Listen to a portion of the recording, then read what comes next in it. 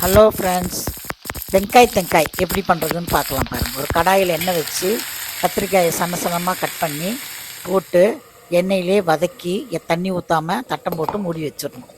அப்புறம் ஒரு மிக்சியில் தேங்காய் கொஞ்சம், சீரகம் நல்லா கொஞ்சம் நிறையாவே போடணும், மிச்சமாகவே வரமிளகா ஒரு 6 வரமிளகா போடணும். போட்டுட்டு நல்லா பவுட்ரு மாதிரி தண்ணி ஊற்றாமல் பொடி பண்ணி வச்சுக்கணும். அதுக்கப்புறம் இந்த வெங்காயம் கத்திரிக்காய் நல்லா வணக்கியிருக்கும், வெந்திருக்கும். அதில் இந்த பவுடரை அப்படியே பொடியை தூவி விட்டுட்டு உப்பு அப்படி தான் போடணும். போட்டு இதுக்கு மஞ்சத்தூள் போடுறதில்ல, அப்படியே வணக்கி விட்டு நல்லா இந்த கடாய் பாருங்கள் ரொம்ப நல்லாயிருக்கும், அடியே பிடிக்காது. அதனால நான் இந்த மாதிரி இதெல்லாம் இதில் தான் செய்வேன் பாருங்கள். அடியே பிடிக்கல பாருங்கள், அவ்வளோ நல்லாயிருக்கும். இதையே தேங்காய் கொஞ்சம் மிச்சமாக வச்சு கிரேவியாகவும் செஞ்சுக்கலாம்.